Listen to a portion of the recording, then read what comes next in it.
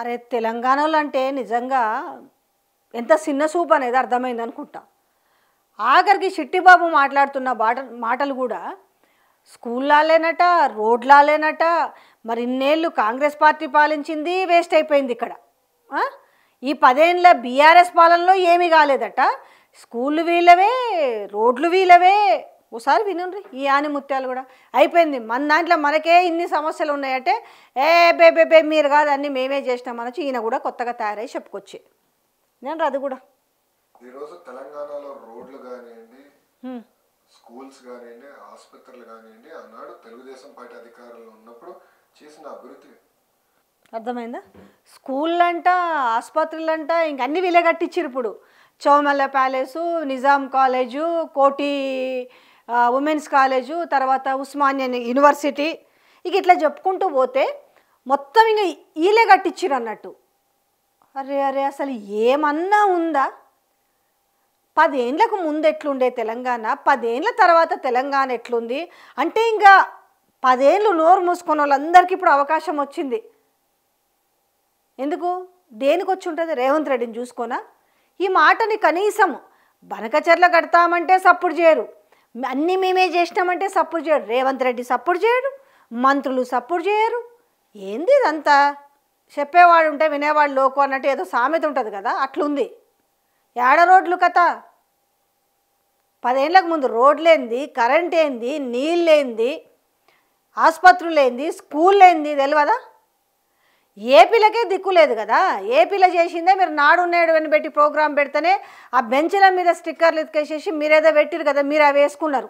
అదొక్కటేదో ఎప్పుడు పట్టుకొని హైటెక్ సిటీలో సైబర్ టవర్ ఏదో పట్టుకొని మేం కట్టినాం అంటే సరే అంతటితో అయిపోలేదు. ఇంకా మళ్ళీ ఇది కూడా మేమే చేసినాం. ఇంకా 2 రోజులు అయితే ఉస్మానియా యూనివర్సిటీ మేమే కట్టినాం, ఉస్మానియా కూలిపోవడానికి సిద్ధంగా ఉన్న ఉస్మానియా హాస్పిటల్ మేమే కట్టినాం, కోటిల ప్రసూతి హాస్పిటల్ మేమే కట్టినాం. చెప్పుకుంటూ ఓరి ఏముంది? నోరే కదా, ఏమైనా మాట్లాడొచ్చు. నోటికి ఏముంది చెప్పు? ఖరీదా ఆ మాటలకేమన్నా? డబ్బులు పెట్టేది లేదు, లేకపోతే ఆ మాటలకేమీ శిక్షలు పడేది లేదు అన్నట్టుగా ఏమైనా మాట్లాడొచ్చు. అంటే ఉన్న గౌరవము, ఉన్న విలువ తీసుకోవడం అంటారు దీన్ని. ఆల్రెడీ మీ రాష్ట్రంలో ఉన్నది ఏందో తెలుస్తూనే ఉంది. అంతకుముందు ఆ గవర్నమెంట్ స్కూళ్ళ పరిస్థితి ఎట్లా? ఎందుకంటే ఆకునూరు మురళే చెప్తాడు, నేను కూడా చేసిన గతంలో స్కూళ్ళని ఎట్లా బాగా చేసిర్రు అనేది. స్కూలు నాడు నేడు పేరుతో అనుకుంటా అప్పుడు చేసిన, వీళ్ళేమో ఇప్పుడు ఏదో పేరు పెట్టిండ్రు. ఆఖరికి ఏం చేసిరానంటే రిబ్బన్లు అన్నీ చేసి అప్పటి వాటికి ఇప్పుడు రిబ్బన్లు కత్తిరించుకొని ఇప్పుడు స్టిక్కర్లు అంటించుకుంటున్న పరిస్థితి కనపడుతుంది. అట్లుంటుంది. యాడివైనా అంతా మనమే చేసినాం. స్కూల్స్ కానివ్వండి, ఆసుపత్రులు కానివ్వండి, ఆనాడు తెలుగుదేశం పార్టీ అధికారంలో ఉన్నప్పుడు చేసిన అభివృద్ధి. మరి ఇప్పుడు ఏం చేసిరట వీళ్ళు వచ్చి? ప్రతి సంవత్సరం వెళ్తుంది.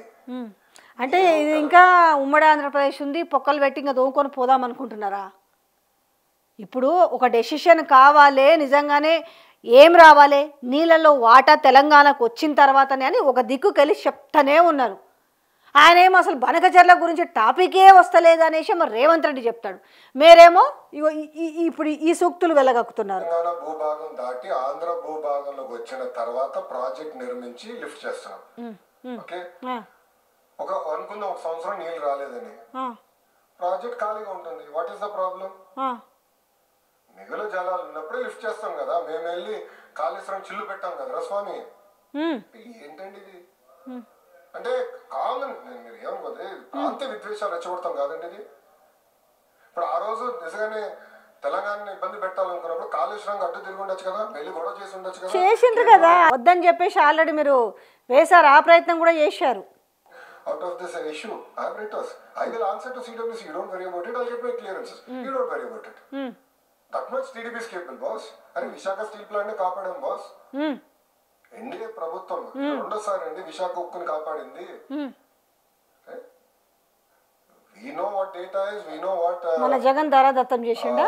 You know excess water is. We know how to get it done. We'll get it done. We have absolutely no issue.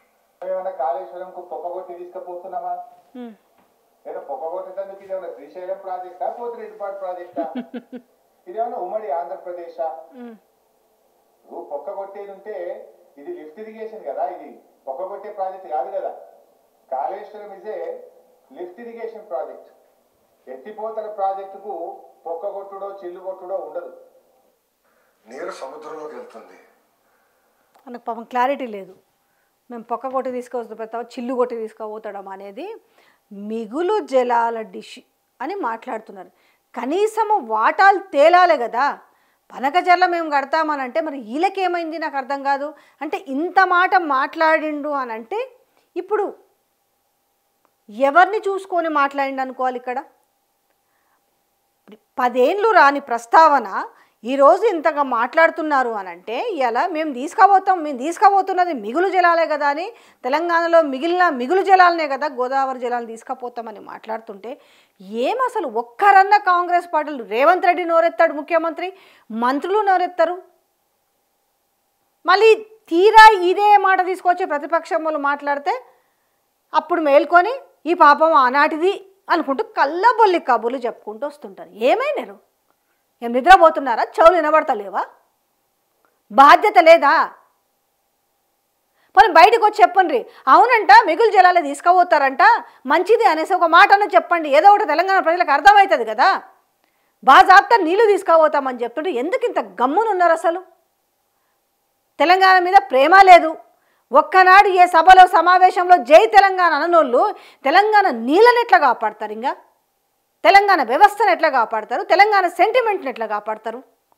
ఏమైనా ఒకటే, బీలో నుంచి టీ వచ్చింది, టీలో నుంచి బీ వచ్చింది. ఇంతకు మించి మీకు ఇంకా ఆ ముందుకు పోయి సబ్జెక్టు మాట్లాడేంత అవగాహన లేదు. ఆ అవగాహన ఉన్నా కూడా, ఒకరో ఇద్దరికో ఉన్నా కూడా వాళ్ళకి నోరిప్పడానికి చేత కాదు. అంతే కదా. అంత బాజాబ్తా మాట్లాడుతుంటే వాళ్ళు ఎందుకు మాట్లాడరు? ఏమైంటాడు? ఇరిగేషన్ మంత్రి మాట్లాడ్డా? ఇప్పుడు ఎవరి మంత్రిత్వ శాఖల్లో వాళ్ళకి సంబంధం లేనొచ్చి వాళ్ళు కూడా మాట్లాడుతుంటారు కదా. ఈ విషయం పైన ఎందుకు నోరిప్పరు? సో ఇది తెలంగాణ ప్రజలు అర్థం చేసుకోవాలి. ఇంత బాజాబ్తా ఎవరి అండదండలు చూసుకొని ఈరోజు నారా లోకేష్ అనే వ్యక్తి మాట్లాడుతున్నాడు. తెలంగాణలో మేము కాళేశ్వరంలో పొక్కగొట్టి తీసుకుపోతామంటే కాళేశ్వరం అనేది లిఫ్ట్ ఇరిగేషన్ ప్రాజెక్ట్, ఆయన పొక్కగొట్టి ఎట్లా తీసుకుపోతాడు? మిగులు జలాలను తీసుకుపోతాడట. మిగులు జలాలు ఎక్కడ తేలింది వాటా? అసలు ఇంతవరకు నీళ్ళల విషయంలో వాటానే తేలలేకపోయి. అది తేలక ముందుగా మేము తీసుకుపోతాము అని మాట్లాడుతుంటే వీళ్ళని ఏమంటారు చెప్పు? దద్దమ్మలు అంటారా? ఇంకేమంటారా? మీ నిర్ణయానికే వదిలేస్తున్నాను.